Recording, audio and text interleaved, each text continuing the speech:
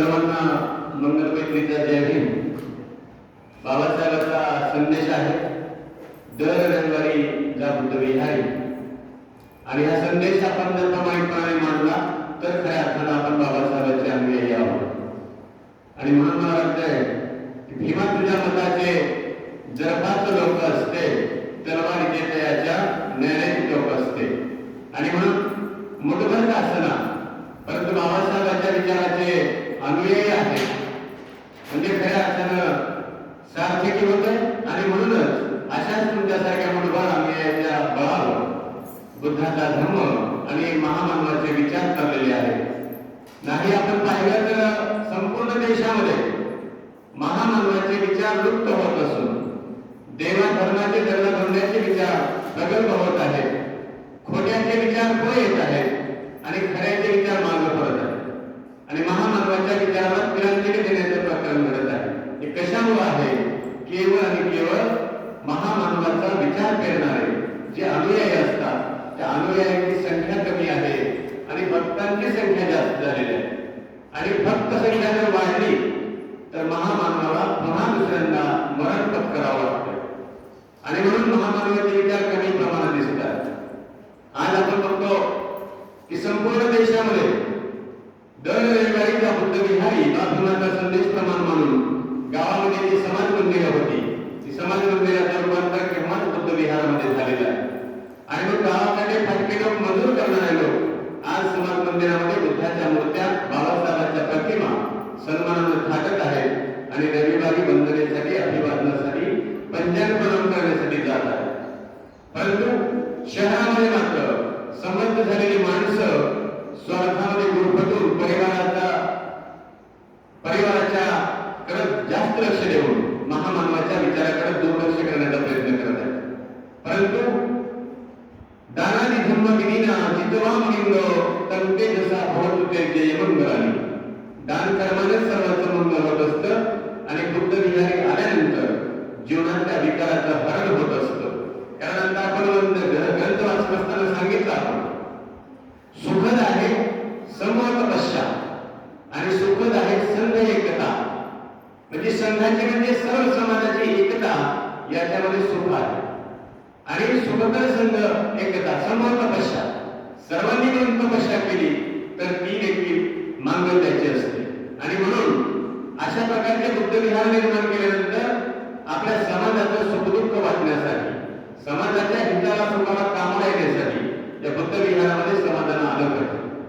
आणि मग म्हणून हीच अवस्था आपल्या विक्रमनगरचीच नाही आपल्या श्रावस्ती नगराचीच नाही तर संपूर्ण देशामध्ये झालेली आहे. आपण बघतो आता जवळजवळ 82वा दिवस आहे. महाबोधी बुद्ध विहार बौद्धांच्या ताब्यात मिळावं म्हणून पूजनीय भिक्खू संघ महाबोधी बुद्ध विहार बिहारला आंदोलन करत आहे. आणि संपूर्ण देशाच्या जगातल्या बौद्धांनी आवाहन केलेलं आहे 12 मे रोजी बुद्ध जयंती आहे आणि 12 मेला 12 लाख लोक 12 लाख भिक्षू त्या बुद्ध गयेमध्ये उपस्थित राहायचे आहे आणि बुद्ध गया आपल्या ताब्यात घेण्याचा संघर्ष करायचा आहे. अशा प्रकारचं आव्हान होत असताना आपल्यालाही प्रश्न पडला पाहिजे की आपण कुठं आहोत आणि या आंदोलनात आपला सहभाग कोणता आहे.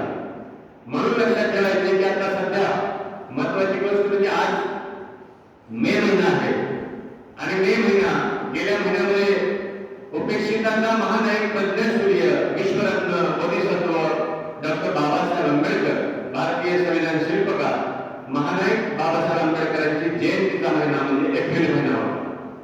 आणि त्या बाबासाहेब आंबेडकरांचे गुरु असलेले व संपूर्ण चराचराचं मंगल करणारे संपूर्ण चराचराचा पशु पक्षी वृक्षलता वेली आणि मनुष्य मात्राला सन्मान प्राप्त करून देण्याचा विचार करणारे तथागत गौतम बुद्ध यांची जयंती उद्या वैशाख पौर्णिमा दिनांक 12 मे रोजी होत आहे.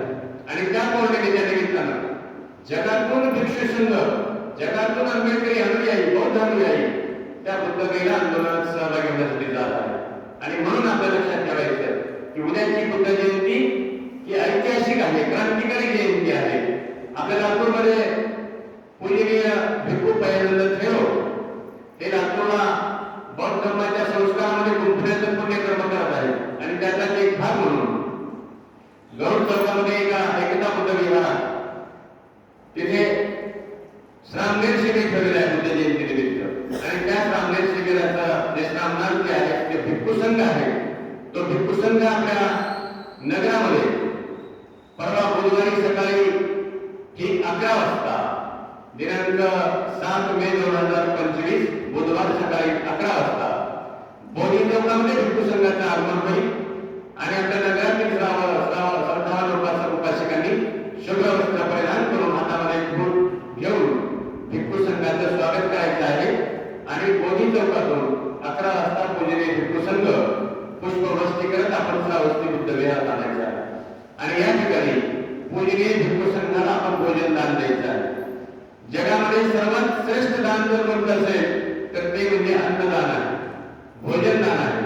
आणि मग ते भोजन दान आपल्या विहारामध्ये वैशाखी पौर्णिमेच्या दिनी वैशाख महिन्यामध्ये बुद्ध जयंतीच्या काळामध्ये प्रतिरूप असलेल्या बुद्ध रूपाला म्हणजे भिक्खू संघाला भोजन दान देणे हे सर्वश्रेष्ठ पुण्यक्रम आहे. आणि ते आपल्या हातून परवा घडणार आहे.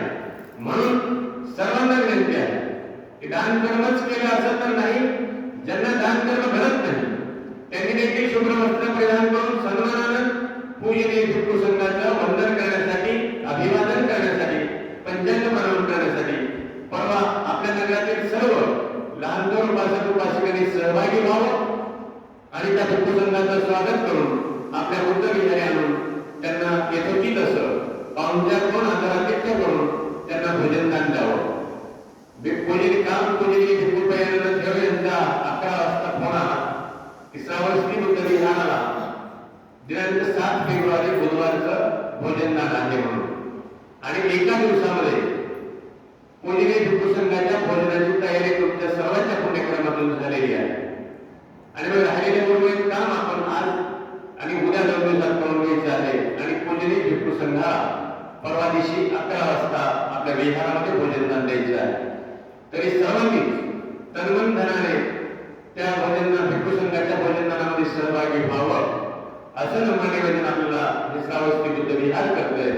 आणि दान कर्म कसं असावं तर उजव्या हाताने केलेलं दान ते डाव्या हाताला कळालं नाही पाहिजे, तर ते खरं श्रेष्ठ दान असतंय.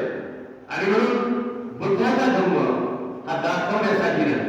मी बऱ्याच वेळेस बोलत असताना बोलतोय की कपाळाला फक्त निळा टिळा ओढला म्हणून, अंगावर शुभ्र वस्त्र घातले म्हणून, पंचशिलेचा स्कार्फ घातला म्हणून, किंवा अंगावर चिवड बांधून तुम्ही बुद्ध भिक्षू झालात म्हणून, किंवा तुम्ही श्रामणे झालात म्हणून, किंवा बुद्ध गयाला गेलो म्हणून, किंवा नियमितपणे बुद्ध विहारात आलो म्हणून, किंवा बाबासाहेब आंबेडकरांचे ग्रंथ जास्त घरामध्ये ठेवले म्हणून अजिबात आपण बौद्ध होत नाही. धम्म आपल्याला जगावाच लागतो.